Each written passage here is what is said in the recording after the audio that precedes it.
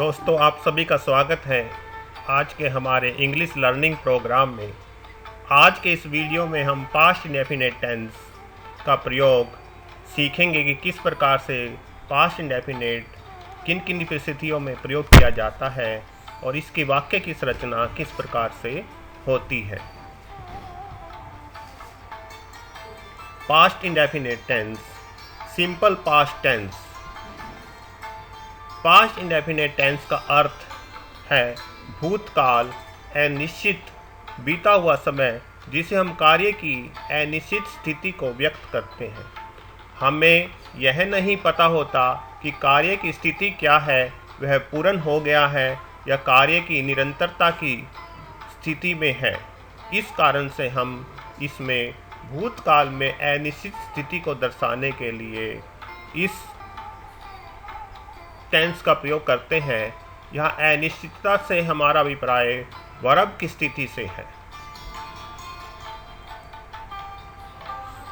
आइए विभिन्न शब्दों का हम अर्थ जानें। पास्ट का अर्थ होता है बीता हुआ समय। इससे हम हिंदी वाक्यों में था, थी, थे जैसे शब्दों से हमें पता चलता है कि यह वाक्य पास्ट टेंस में है, भूतकाल में है। यह बीते हुए समय के सूचक शब्द हैं। इंडेफिनिट का अर्थ होता है अनिश्चित स्थिति। अनिश्चित स्थिति से यहाँ हमारा तात्पर्य कार्य की स्थिति को लेकर है कि कार्य किस अवस्था में है। टेंस का शाब्दिक अर्थ होता है काल यानी कि समय। पास्ट यानी कि बीता हुआ समय, इसे हम हिंदी में था, थे या थी जैसे शब्दों से पता करते हैं। इंडेफिनेट का अर्थ होता है अनिश्चित स्थिति। यहाँ पर अनिश्चित जो स्थिति है वो हमारी वर्ब की है, कार्य की स्थिति है।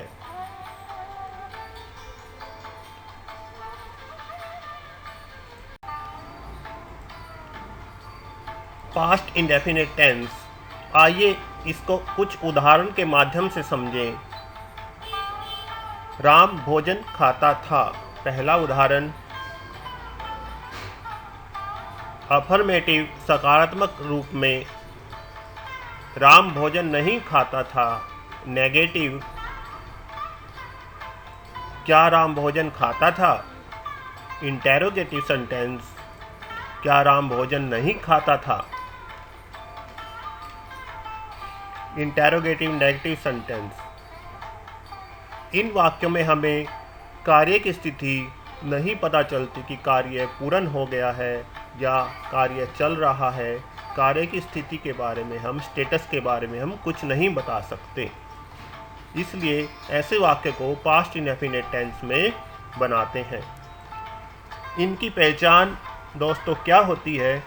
इन वाक्यों के अंत में ता था, ते थे, ती थी, आ, ए, ई, ओ जैसे शब्द आते हैं जो कि इनकी पहचान को दर्शाते हैं।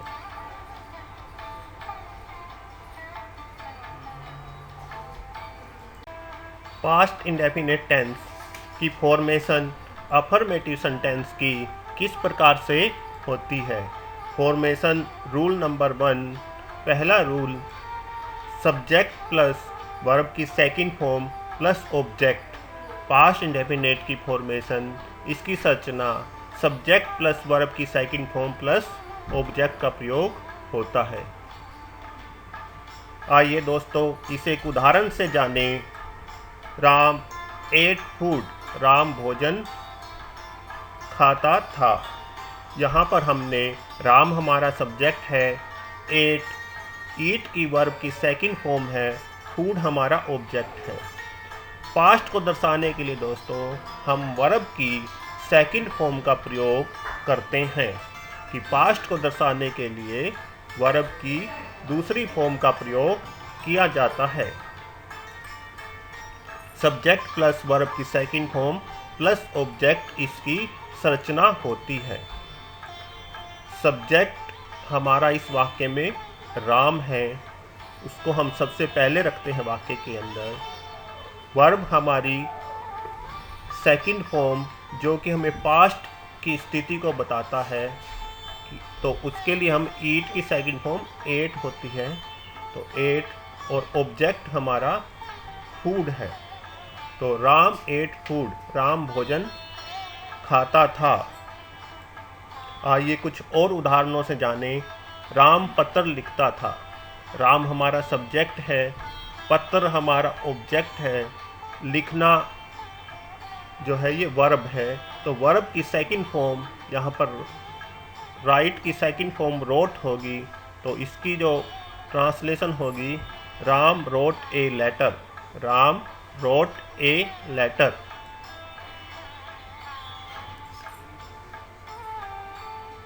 नेक्स्ट सेंटेंस देखिए दोस्तों, बच्चे स्कूल जाते हैं। बच्चे स्कूल जाते थे, तो हमारा सब्जेक्ट है चिल्ड्रन, स्कूल हमारा ऑब्जेक्ट है, और जाना हमारी वर्ब की क्रिया है। तो जाना को हम इंग्लिश में गो की सेकंड फॉर्म वेंट होती है। Children went to school, children went to school. खिलाड़ी क्रिकेट खेलते थे, खिलाड़ी क्रिकेट खेलते थे। तो खिलाड़ी हमारा सब्जेक्ट है और क्रिकेट हमारा ऑब्जेक्ट, खेलना वर्ब क्रिया। तो प्ले की सेकंड फॉर्म प्लेड होती है, तो players played cricket, players play cricket. दोस्तों पास्ट इंडेफिनेट टेंस ही एकमात्र ऐसा सेंटेंस है इसका अफर्मेटिव जिसमें वर्ब की सेकंड फॉर्म प्रयोग होती है। किसी अन्य टेंस के अंदर या कहीं पर भी हम वर्ब की सेकंड फॉर्म का प्रयोग नहीं करते, केवल अफर्मेटिव सेंटेंस के अंदर ही हम सेकंड फॉर्म का प्रयोग करते हैं। यह एक बहुत ही महत्वपूर्ण सूचना है।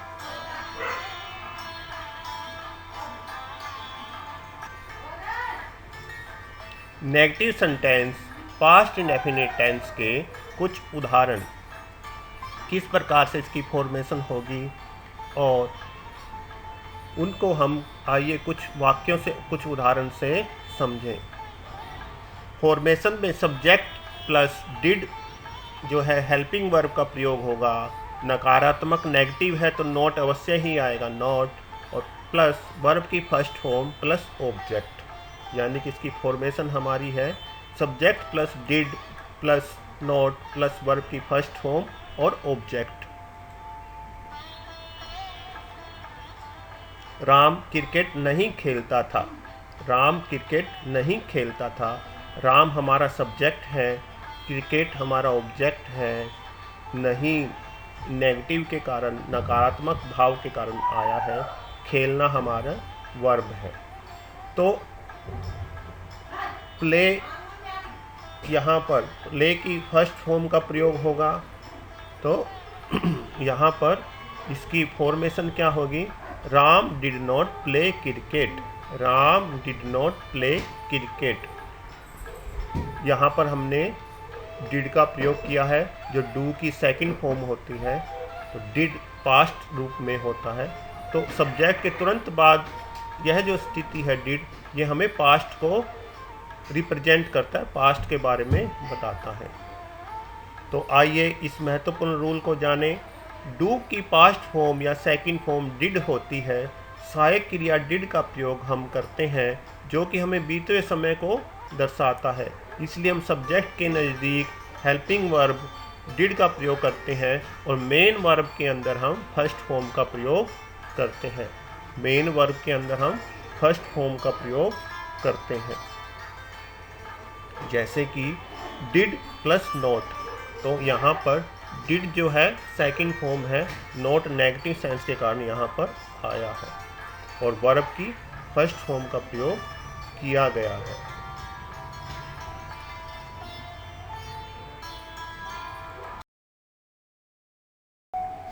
पास्ट इंडेफिनिट टेंस का इंटरोगेटिव सेंटेंसेस की फॉर्मेशन क्या होगी दोस्तों, आइए सीखें। Did plus subject plus verb की फर्स्ट फॉर्म और object, did plus subject plus verb की फर्स्ट फॉर्म और ऑब्जेक्ट। ये हमारे पास्ट इंडेफिनिट टेंस की फॉर्मेशन होगी इंटेरोगेटिव सेंस के अंदर। क्या राम क्रिकेट खेलता था? उदाहरण देखिए, क्या राम क्रिकेट खेलता था? यहाँ पर जो राम है हमारा सब्जेक्ट है, क्रिकेट हमारा ऑब्जेक्ट है, खेलना जो है वर्ब की फॉर्म है। तो हमने हेल्पिंग वर्ब के तौर पर डिड का प्रयोग करना है, तो डिड से वाक्य शुरू होगा। Did Ram play cricket. Play verb की फर्स्ट फॉर्म का प्रयोग हुआ है, क्रिकेट ऑब्जेक्ट सबसे बाद में। तो डिड राम प्ले क्रिकेट। क्या बच्चे स्कूल जाते थे? क्या बच्चे स्कूल जाते थे? Did children go to school? Did children go to school? तो इस तरह से हम इंटेरोगेटिव सेंस में सेंटेंसों को बनाते हैं। क्या मोहन सुबह सैर को जाता था? क्या मोहन सुबह सैर को जाता था? Did Mohan go to morning walk? Did Mohan go to morning walk? तो दोस्तों हमने सीखा कि डिड का प्रयोग हमने सब्जेक्ट से पहले करना है इंटेरोगेटिव सेंटेंसेस के अंदर।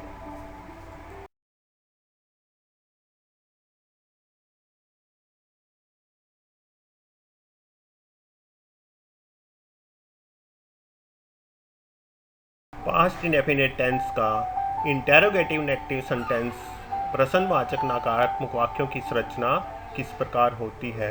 Did plus subject plus not plus verb की फर्स्ट फॉर्म और object. Did plus subject plus not verb की फर्स्ट फॉर्म और ऑब्जेक्ट का प्रयोग होगा। Did Ram not go to school? Did Ram not go to school? क्या राम स्कूल नहीं जाता था? Did you not learn your lesson? Did you not learn your lesson? क्या तुमने अपना लेसन, अपना पाठ याद नहीं किया था? क्या तुमने अपना पाठ याद नहीं किया था? पास्ट इंडेफिनिट टेंस का प्रयोग किन किन स्थितियों में होता है, आइए सीखें।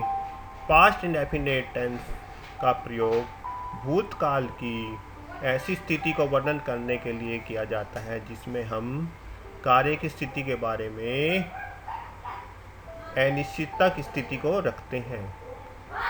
तो पास्ट इंडेफिनिट के अंदर कार्यों को दर्शाने के लिए किया जाता है और इन कार्यों में अक्सर यह शब्द बार बार आते हैं, जैसे कि जो कि बीते हुए समय के सूचक होते हैं। Yesterday, last week, last month, never, ago, last year. Yesterday, last week, last month, never, ago, last year. आइए इसका एक उदाहरण देखें। I met him yesterday. I met him yesterday. I हमारा सब्जेक्ट है, मीट की सेकंड फॉर्म मेट होती है, मिलना, तो उसका हमने प्रयोग किया है सेकंड फॉर्म का हिम ऑब्जेक्टिव केस में, और यस्टरडे बीता हुआ समय, बीता हुआ कल। I met him yesterday. दूसरा उदाहरण, टू शो पास्ट हैबिट, भूतकाल की बीते हुए समय की कोई आदत को बताने के लिए। Gandhi ji always spoke truth. Speak की सेकंड फॉर्म स्पोक होती है, तो हमने उसका प्रयोग किया है। गांधी जी हमारे सब्जेक्ट हैं, तो Gandhi ji always spoke truth. भूतकाल की किसी आदत को बताने के लिए भी हम इसका प्रयोग करते हैं। तो आइए, जो इस वाक्यों में महत्वपूर्ण बात है, ध्यान देने योग्य बात है, yesterday, last week, last month, never, ago, last year, इस तरह के शब्द जो हैं हमें यह सूचना देते हैं, ये सूचक है कि ये वाक्य पास्ट में घटित हुआ है। आइए दोस्तों, कुछ क्विक रिवीजन के माध्यम से पास्ट इंडेफिनिट टेंस के उदाहरणों को समझें और नए शब्दों को, नए वोकैबुलरी को हम जानें। उस गांव में आग लगी थी। उस गांव में आग लगी थी। तो यहाँ पर हमारा जो सब्जेक्ट है आग और लगना जो है वो हमारा जो है क्रिया है और ऑब्जेक्ट जो हमारा है गांव। A fire broke out in that village. Broke out यहाँ पर फ्रेजल वर्ब है जो कि आग का लगना या किसी स्थिति का अचानक से फैल जाना है उसके लिए हम प्रयोग करते हैं। A fire broke out in that village. उसने हिम्मत नहीं हारी। उसने हिम्मत नहीं हारी। उसने हमारा सब्जेक्ट है, हिम्मत नहीं हारी। हारी जो हमारी क्रिया है, हिम्मत जो हमारा ऑब्जेक्ट है। He did not lose heart. He did not lose heart. बच्चों ने शोर मचाया था। बच्चों ने शोर मचाया था। शोर मचाने को अंग्रेजी में हम मेक ए नॉइस बोलते हैं। तो सेकंड फॉर्म का प्रयोग होगा, सिंपल वाक्य है, children made a noise. Children made a noise. राजा दशरथ अयोध्या पर राज्य करते थे। राजा दशरथ हमारा सब्जेक्ट है, अयोध्या हमारा ऑब्जेक्ट है। राज करना ये हमारी वर्ब है। तो राजा दशरथ रेन ओवर अयोध्या। राजा दशरथ रेन ओवर अयोध्या।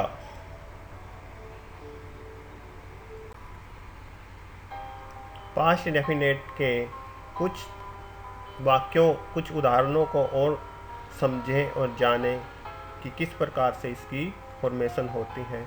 माँ ने कहानी सुनाई थी। माँ ने कहानी सुनाई थी। मदर हमारा सब्जेक्ट है, कहानी सुनाना नरेट और कहानी जो है object. Mother narrated a story. Mother narrated a story. Narrated यानी कि नरेट की सेकंड फॉर्म का प्रयोग हमने किया है। उसने मुझे गाली नहीं दी थी। उसने मुझे गाली नहीं दी थी। तो यहाँ पर हम डिड का प्रयोग करेंगे प्लस नॉट और वर्ब की first form. He did not abuse me. He did not abuse me. He did not abuse me. क्या तुमने खाना पकाया था? क्या तुमने खाना पकाया था? तो इंटेरोगेटिव है, डिड जो है सब्जेक्ट से पहले आएगा, वर्ब की first form. Did you cook the food? Did you cook the food? क्या तुम्हारी मोटरसाइकिल रास्ते में ख़राब हो गई थी? क्या तुम्हारी मोटरसाइकिल रास्ते में ख़राब हो गई थी? किसी भी मशीनरी का, किसी भी इलेक्ट्रॉनिक्स, इलेक्ट्रिक या किसी भी वस्तु का अचानक ख़राब हो जाना ब्रेक डाउन फ्रेजल वर्ब के द्वारा हम बताते हैं।